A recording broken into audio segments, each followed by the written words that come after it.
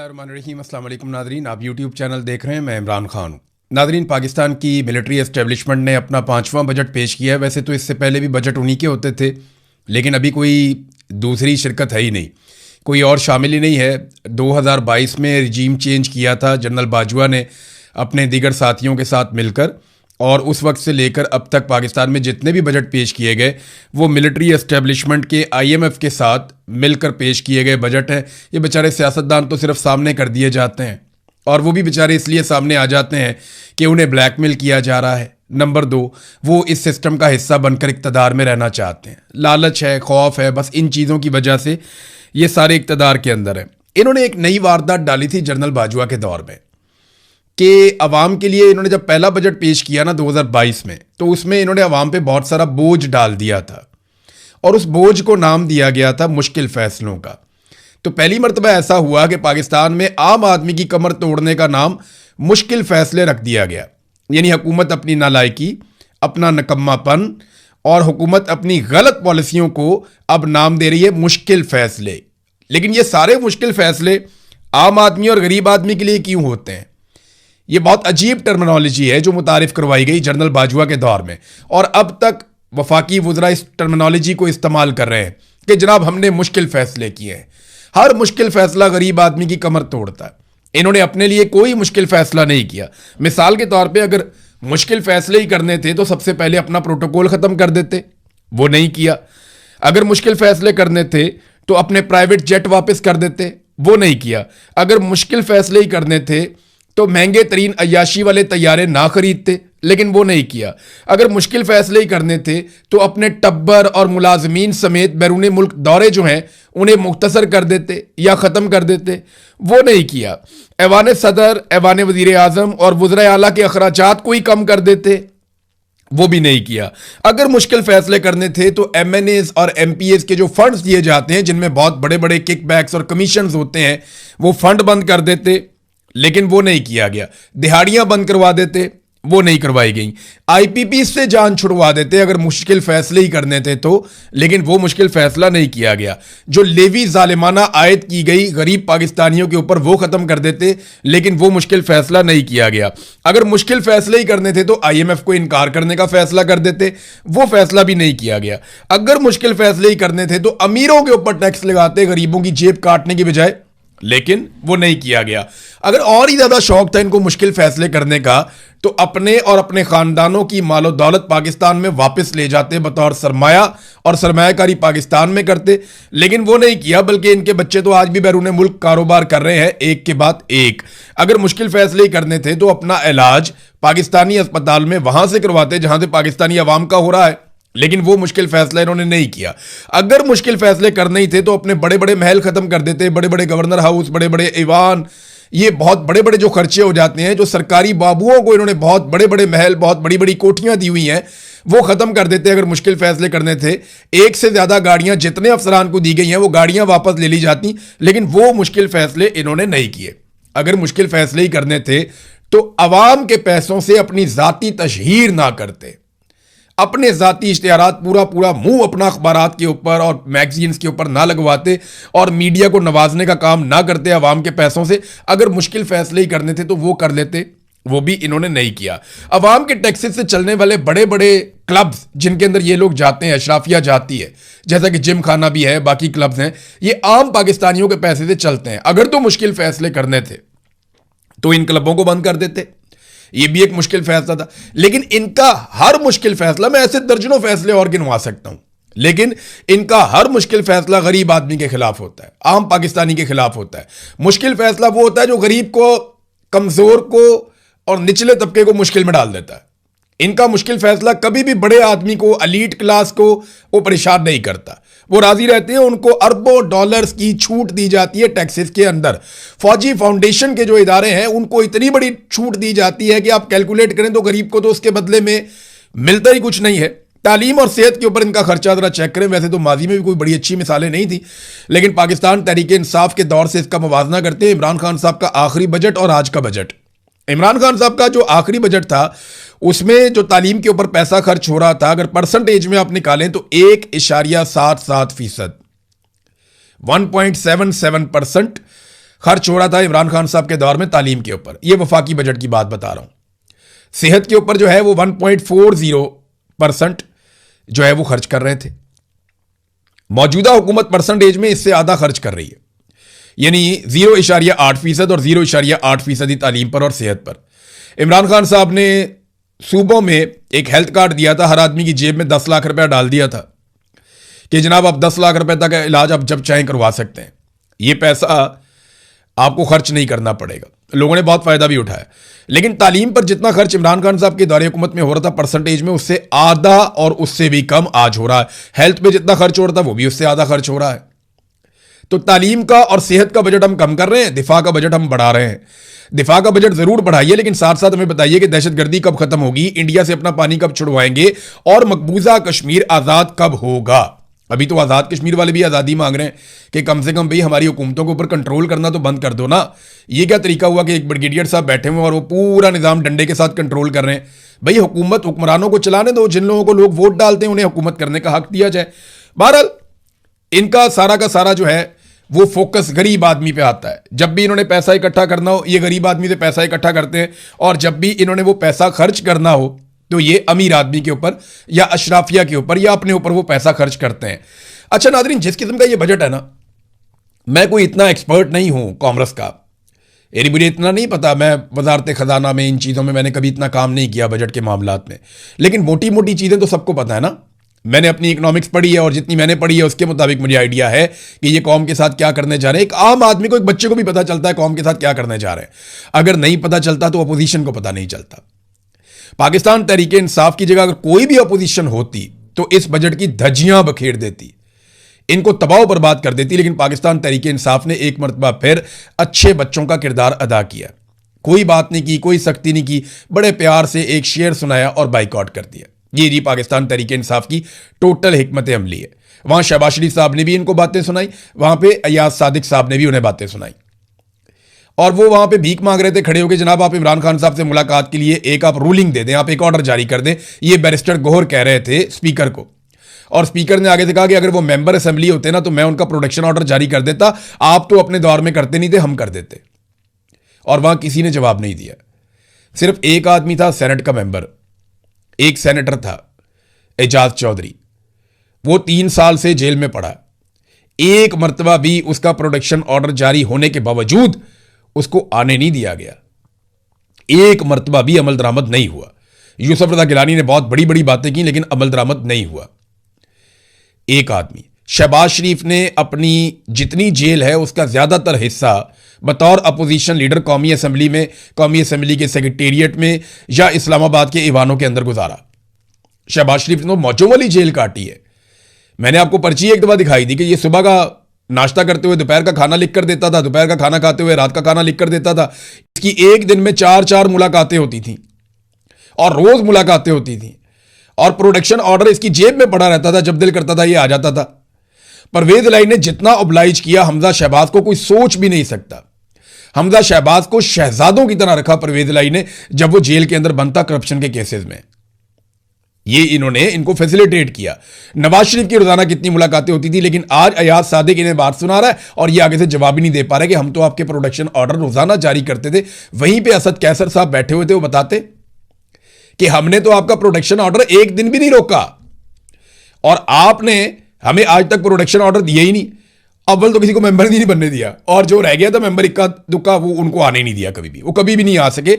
ये एस्टेब्लिशमेंट ने कंट्रोल किया। और वो ये भी कह रहे थे कि हम तो मुज़ाकरात करना चाहते थे आपके साथ, हमने तो 2-3 दफा बिठाया भी तो आप ही उठ के चले जाते हैं। तो वहां पे भी इनकी जुबान बंद हो गई। लास्ट टाइम जो मुज़ाकरात हुए इमरान खान साहब की इजाज़त से, वो मुज़ाकरात ख़त्म इसलिए हुए थे कि अपोजिशन ने हुकूमत से रिक्वेस्ट की कि इमरान खान से मुलाकात करवा दें, जो चीज़ें हम आपस में तय कर रहे हैं इन चीज़ों पे हम उनसे मुशावरत करने के बाद आपके साथ मुआहिदा कर लेंगे। हुकूमत ने कहा ठीक है जी, हम आपकी मुलाकात करवा देते हैं इमरान खान साहब से, लेकिन उसके बाद मुलाकात ना हो पाई। बार बार पूछा गया तो उन्होंने कहा जी हमें फौज इजाज़त नहीं दे रही, हमें एस्टेब्लिशमेंट इस बात की इजाज़त नहीं दे रही, ये हमारे इख्तियार में नहीं है। जब आपके इख्तियार में नहीं है तो फिर आप मुज़ाकरात किस बात से करते हैं? शहबाज शरीफ को वज़ीर आला ने फ़ोन किया कि मेरी इमरान खान से मुलाकात करवाएं, तो शहबाज शरीफ ने कहा कि मैं पूछ कर बताता हूं। जब आपकी औकात ही नहीं है तो आप मुज़ाकरात का दावा क्यों करते हैं? वैसे मेरा यह मानना है कि जब भी कभी सियासतदानों को होश आई और ये आपस में मुज़ाकरात करें, तो अगर ये मिलकर एक काम कर देना, सारे चोर, सारे डाकू, सारे मिलकर पाकिस्तान की मिलिट्री एस्टेब्लिशमेंट को सियासी किरदार से बाहर निकाल दें, फौज का सियासत के अंदर से किरदार अगर खत्म कर दें सारे चोर और डाकू मिलकर, तो पाकिस्तान आगे बढ़ जाएगा, पाकिस्तान बहुत तरक्की कर जाएगा। जब तक फौज सियासत में किरदार अदा करती रहेगी, पाकिस्तान एक कदम आगे नहीं बढ़ सकता। और याद रखिएगा, फौज पाकिस्तान के भले के लिए सियासत में किरदार अदा नहीं करती, वो अपनी एक्सटेंशन के लिए, अपने इस्तिस्ना के लिए, अपने मफादात के लिए, अपने कारोबारों के लिए सियासत में किरदार अदा करती है, पाकिस्तान के लिए नहीं करती। पाकिस्तान के लिए करती होती तो पाकिस्तान का ये भट्ठा बैठ जाता 4-5 साल के अंदर। ये 5वां बजट है, लगातार अवाम की मंजी ठोक रहे हैं। तो फौज का सियासत में किरदार जर्नैलों के जाती मफादात के लिए है, अपने फायदों के लिए है। फौज का सियासत में किरदार पाकिस्तान के फायदे के लिए नहीं है। यह बात भी आप जरा अपने पल्ले बांध लें। भारत पाकिस्तान तहरीक इंसाफ को अपोजिशन करनी चाहिए थी, कोई व्हाइट पेपर लेके आते, अवामी सतह का कोई एहतजाज करते, कोई हकायक सामने लेकर आते, एक एक पॉइंट के ऊपर हुकूमत को बेनकाब करते, लेकिन उन्होंने कुछ नहीं किया। पीटीआई के लोगों को यह लगता है कि कल कला को इमरान खान बाहर आएगा, वो एक नारा लगाएगा, हम सबको टिकट मिलेंगे, हम इलेक्शन जीत जाएंगे, हमें काम करने की क्या जरूरत है। भाई, अपोजिशन की एक रिस्पॉन्सिबिलिटी होती है। आपको जबरदस्ती अगर अपोजिशन में बैठा ही दिया है तो आप अपनी जिम्मेदारी तो अदा करें। आम आदमी के लिए आवाज तो उठाएं। किसान के लिए कोई आवाज नहीं उठा रहा, सनतकार के लिए कोई आवाज नहीं उठा रहा, छोटे ताजरों के लिए कोई आवाज नहीं उठा रहा, तनख्वाहदार तबके के लिए कोई आवाज नहीं उठा रहा, खवातीन के लिए, बच्चों की तालीम के लिए कोई आवाज नहीं उठा रहा, बढ़ती हुई महंगाई, लोगों के किचन नहीं चल रहे, कोई आवाज नहीं उठा रहा, कोई बात ही नहीं करता। क्योंकि ये सारे अशराफियां हैं, इनके पास पैसे हैं, ये आराम से अपना बिल पे कर देते हैं और इनको भारी पैसा मिलता भी है असेंबलियों में बैठने के एवज, और यहां पे बैठ के ये अपनी बातें करके चले जाते हैं। पैसा इनको कौम देती है और कौम के लिए ये कोई काम नहीं करते। अपोजिशन ने किसी सूरत भी अवाम के लिए कोई आवाज नहीं उठाई इस वक्त तक। जो काम उन्हें करना चाहिए था उन्होंने नहीं किया, बल्कि कॉपरेशन की है। पाकिस्तान तहरीक इंसाफ की वाहिद एक सूबाई हुकूमत है, उन्होंने इतनी कॉपरेशन की है कि कोई दोस्त भी इतनी कॉपरेशन ना करता जितनी इन्होंने कर दी है। और बदले में क्या लिया, ये मैं आपको बताता हूं आगे चलकर। शहबाज शरीफ साहब ने एक नई ऑफर भी कर दी है, लेकिन मैं आपको याद दिलाऊं, मैंने आपसे नाज़रीन जिक्र किया था एक टैप सेंड एप्लीकेशन का। इससे आप पैसे पाकिस्तान में भिजवा सकते हैं। ये खास तौर पे ओवरसीज़ पाकिस्तानियों के लिए था और मैंने आपको बताया था कि इसमें 2-3 चीज़ें बड़ी अहम हैं।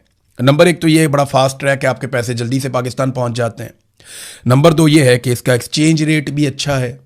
और नंबर 3 ये है कि ये महफूज ज़रिया है, आपके पैसे महफूज तरीके से पाकिस्तान पहुंच जाएंगे। तो आप अमेरिका में हैं, यूरोप में हैं, बरतानिया में हैं, दीगर ममालिक में हैं, कनाडा में हैं, तो आप पाकिस्तान में पैसे भेजना चाहते हैं तो आप टैप सेंड एप्लीकेशन को इस्तेमाल कर सकते हैं। जैसा कि मैंने पहले भी आपसे कहा था, काफ़ी लोगों ने इसको इस्तेमाल किया है, अच्छा फीडबैक भी आया है। लेकिन अगर आप मेरा प्रोमो कोड इस्तेमाल करेंगे पैसे भेजते वक्त, जो कि IRK है, इमरान रियाज खान से IRK, आप मेरा प्रोमो कोड इस्तेमाल करेंगे तो आपको बोनस भी मिल जाएगा। तो ये एक अच्छी बात है। तो टैप सेंड एप्लीकेशन मैं एक मरतबा फिर आपको याद दिला रहा हूं। जी नाज़रीन, तो शहबाज शरीफ साहब ने, मैं आपसे बात कर रहा था सियासत के ऊपर, तो शहबाज शरीफ साहब ने मुज़ाकरात की दावत दे दी एक दफ़ा फिर फ्लोर ऑफ द हाउस खड़े होकर। अब क्या वाकई ये संजीदा है? तो मुझे नहीं लगता, क्योंकि अगर ये मुज़ाकरात होने और किसी नतीजे पर पहुंचने, देखिए एंगेजमेंट तो वो चाहते हैं हर वक्त अपोजिशन को एंगेज करके रखें, उनके साथ बातें होती रहें, चीज़ों को नॉर्मलाइज किया जाए और ये हुकूमत जो है इसके जवाब में इजाफा हो, ये लिजिटिमेट गवर्नमेंट बन जाए कि जनाब ये गवर्नमेंट है, वाकई गवर्नमेंट है। शहबाज शरीफ साहब का कॉन्फिडेंस वैसे काफ़ी बढ़ गया है, पहले इतना कॉन्फिडेंस नहीं था। उनकी सेहत भी ठीक है, पहले वो हमेशा बीमार रहते थे, लेकिन अब मैं ये देख रहा हूँ बड़े लंबे अरसे से उनको बीमारी की कोई शिकायत नहीं हुई। इक़्तिदार चीज़ ही ऐसी है। बहरहाल शहबाज शरीफ साहब जो है वो क्या संजीदा है, ये आने वाले दिनों में आपको समझ आ जाएगी। महमूद अचकज़ई साहब ने पार्लियामेंट की बालादस्ती के लिए बात की है, बहुत मुनासिब बात की है, क्योंकि पार्लियामेंट ही बालादस्त होनी चाहिए। अब चाहे चोर हैं, डाकू हैं, जिनको अवाम ने मुंतखब कर लिया, उन्हीं को फैसले करने चाहिए, ना कि कोई इदारा बैठे और बंद कमरे के अंदर कौम की मुस्तकबिल का फैसला कर ले। वो गलत है। मैंने पहले भी आपको कहा कि सारे चोर डाकू मिलकर अगर फौज को सियासत से बाहर निकाल दें तो ये पाकिस्तान की सबसे बड़ी कामयाबी होगी आज की तारीख में। तो क्या ये कोई मुज़ाकरात करने जा रहे हैं, वाकई संजीदा है? तो देखिए 2-3 चीज़ें तो हैं। एक तो हुकूमत की नालायकी और नकम्मापन जो है वो यहां तक पहुंच गया कि पाकिस्तान का तरक्याती बजट ही लगभग खत्म हो गया। पाकिस्तान में तमाम पुराने मेगा प्रोजेक्ट सारे के सारे बंद और कोई नया मेगा प्रोजेक्ट, तरक्याती मंसूबा कोई बड़ा दोबारा शुरू नहीं होगा। ये तो फैसला कर लिया गया है, IMF के साथ मुआहिदा भी कर लिया गया। तो तरक्की तो हो गई पाकिस्तान में बंद। अब जब तरक्की नहीं होगी तो आप पैसा कैसे इकट्ठा करेंगे? आम आदमी पाकिस्तान में पैसा लगाना नहीं चाहता, लोग लगातार पाकिस्तान से भाग रहे हैं अपना सरमाया लेकर। तो ऐसे में हुकूमत को चाहिए सियासी इस्तेहकाम, तो वो मुज़ाकरात करना चाहेंगे, एंगेजमेंट करना चाहेंगे। झूठ इन्होंने इतना बोला, वो प्रेस कॉन्फ्रेंस जो होती है बजट के बाद, उसमें वज़ीर इत्तलाआत आकर बैठ गए, हालांकि उनका काम ही कोई नहीं था। और वज़ीर इत्तलाआत ने अपने सहाफ़ियों के ज़रिए से सवालात लेना शुरू कर दिए। जो सवालात वज़ीर इत्तलाआत ने लिए, उनके ऊपर जो पुराने रिपोर्टर्स हैं, जो कॉमर्स रिपोर्टिंग करते हैं, जो पुराने रिपोर्टर हैं, जो वजारत ख़जाना को कवर करते हैं, जो इसकी इंटीग्रिटीज़ को जानते हैं, उन तमाम रिपोर्टरों ने बाद में एतराज़ किया और वो हंसते हुए वहाँ से गए, वो रिपोर्टर्स, और वो हुकूमत को कह कर गए कि साहब क्या आपने सवाल पूछवाए हैं, यानी आपको ये नहीं करना चाहिए था, ये नामुनासिब हरकत है। पहली मरतबा पाकिस्तान की तारीख में ऐसा हुआ कि वजारत ख़जाना ने अपने साथ इंफॉर्मेशन मिनिस्टर को सिर्फ इसलिए बिठाया कि अपनी मर्जी के सवाल पूछवाए जा सकें, और सहाफ़ी जाते जाते जूता मार कर गए और वो ये कह कर गए कि जनाब आपने क्या सवाल पूछवाए हैं जनाब, यानी ये आपने खुद पूछवा लिए सवाल, आपने खुद ही अपने सवालात पे जवाब दे दिए, और जो जेन्युइन सहाफ़ी थे, जो ये काम करते थे, उन्हें सवाल करने का मौका नहीं दिया गया, जो टेक्निकलिटीज़ को समझते थे उन्हें बात करने का मौका नहीं दिया गया। तो ये इस किस्म का बजट है। ये हालात इनके हो गए हैं कि इनको वुज़रा से ट्वीट्स करवाने पड़ रहे हैं। एस्टेब्लिशमेंट सर पकड़ के बैठी हुई है कि इस लाश को हमने कब तक उठाना है। वैसे जो सबसे बड़ी बदबूदार लाश है पाकिस्तान में, वो पाकिस्तान की एस्टेब्लिशमेंट है, जिससे पूरे पाकिस्तान को जान छुड़ानी चाहिए। 70 साल से ये पाकिस्तान पे काबिज है। किसी हुकूमत को, किसी सियासतदान को इन्होंने टिकने नहीं दिया। अपने मफाद के लिए ये हर एक को धक्का देते हैं और पाकिस्तान को पीछे धकेल देते हैं। जब तक इनको आप बैरकों में वापस नहीं भेजेंगे, जब तक कि ये आपके हुक्म के गुलाम नहीं बनेंगे, तब तक पाकिस्तान आगे नहीं बढ़ेगा। ये आज आप मेरी बात लिख कर रख लें। 10 साल बाद करें, जब भी ये करेंगे मुल्क आगे बढ़ जाएगा। कश्मीर चलते हैं नाज़रीन, वहां की सूरत हाल देखते हैं। रावला कोट और कोटली में जो कुछ हुआ, अब उसके मनाजिर आहिस्ता आहिस्ता सामने आना शुरू हो गए। इंतहाई तकलीफ दे मनाजिर हैं, क्योंकि देखिए वहाँ इंटरनेट बंद है, वहाँ से वीडियोस आ नहीं सकती, तस्वीर आ नहीं सकती। लोग बड़े शौक में थे, लेकिन अब आहिस्ता आहिस्ता तस्वीर और मनाजिर और वीडियोज़ आ रही हैं। अस्पताल के अंदर नकाबपोश लोग ज़ख्मियों को मार रहे हैं, जिन्हें गोलियाँ लगी हैं उन पर टॉर्चर किया जा रहा है। कितनी बदकिस्मती है पाकिस्तान की। उमर नज़ीर कश्मीरी एक बेकरी वाला है, उसकी बेकरी को तबाह कर दिया सिक्योरिटी फोर्सेज ने। शौकत नवाज मीर एक किताबों की दुकान चलाता है, उसकी किताबों की दुकान तबाह कर दी सिक्योरिटी फोर्सेज ने। ये लोग अशराफिया नहीं है। एक बेकरी वाला है, कोई दुकान वाला है, कोई किताबों वाला है, कोई छोटा ताजिर है, कोई कहीं से है, कोई कहीं से है। आम लोग हैं, आम पाकिस्तानी हैं, आम कश्मीरी हैं। ये लोग वो तो नहीं है कि एलीट क्लास से उठकर आए हैं, किसी बड़े आदमी का बच्चा या बच्ची है और सीधा आकर बैठ जाए कुर्सी पे। तो इसीलिए निज़ाम इनको एक्सेप्ट नहीं कर रहा। इनके कारोबारों को तोड़ा जा रहा है, जो इंतहाई नामुनासिब बात है। वहाँ पंजूसा से मैं एक मंजर देख रहा था, ख़वातीन बहुत बड़ी तादाद में निकल कर जो रावला कोट वाला द्रेक वाला धरना है वो उस तरफ जा रही थी, और ख़वातीन की बड़ी तादाद में अब शमूलियत होना शुरू हो गई है। ये पहली मरतबा आज़ाद कश्मीर की हिस्ट्री में हो रहा है। मुजफ्फराबाद से एक बड़ी खबर ये आई है कि जो कोर मेंबरान हैं एक्शन कमेटी के मुजफ्फराबाद के, उन्होंने एक हुक्म जारी किया है और एक कॉल दी है अहले मुजफ्फराबाद को, मुजफ्फराबाद के रहने वाले शहरियों को, कि अब आप लोग तैयारी करें, आपकी बारी आने वाली है। यानी रावला कोर्ट को तो अमली तौर पे बंद किया हुआ है, हर तरफ लॉकडाउन है। कश्मीर में ऑलमोस्ट 9 तारीख से पहले, 9 तारीख को तो कॉल दी थी जॉइंट अवामी एक्शन कमेटी ने, तो हुकूमत ने जो कुछ किया वो 2-3 दिन पहले से ही आज़ाद कश्मीर जो है वो हड़ताल में चला गया था, लॉकडाउन में चला गया था। और अब अमली तौर पे ये सूरत हाल है कि बहुत बड़ा हिस्सा आज़ाद कश्मीर का लॉकडाउन में है। अब वो ये कह रहे हैं कि मुजफ्फराबाद की कॉल देने वाले हैं। मुजफ्फराबाद की जब कॉल दी जाएगी तो सिक्योरिटी फोर्सेस को वहाँ 2 जगह कंट्रोल करनी पड़ेंगी, रावला कोट भी और मुजफ्फराबाद भी। जो मनाजर रावला कोट और कोटली से आ रहे हैं, अगर ये फैलते हैं सोशल मीडिया पे तो नफ़रत में इजाफा ही होगा। तो एस्टेब्लिशमेंट को ये बात सियासतदानों को बैठकर समझानी चाहिए। जितने सियासतदान हैं उन्हें पकड़ के एस्टेब्लिशमेंट को बिठाकर ये बात समझानी चाहिए कि आप नफ़रत फैला रहे हैं, आप गोली चला रहे हैं, आप आग लगा रहे हैं, ये बाद में हमें बुझाना पड़ेगा। पहले भी आपने मुल्क तोड़ दिया था, खुदा का वास्ता बाद आ जाइए। बलूचिस्तान में आपने नफ़रत फैलाई है, कबायली इलाकों में आपने नफ़रत फैलाई है, पश्तूनों में, बलोचों में, मुहाजिरों में, बंगालियों में और अब कश्मीरियों में। आपने हर तरफ पाकिस्तान में नफ़रत की आग लगाई है। इस आग को मज़ीद मत लगाइए। आग बुझाना ज़्यादा मुश्किल होता है, लगाना बहुत आसान होता है। अब तक के लिए इतनी, अपना ख्याल रखिएगा, अपने इस चैनल का भी। अल्लाह हाफ़िज़।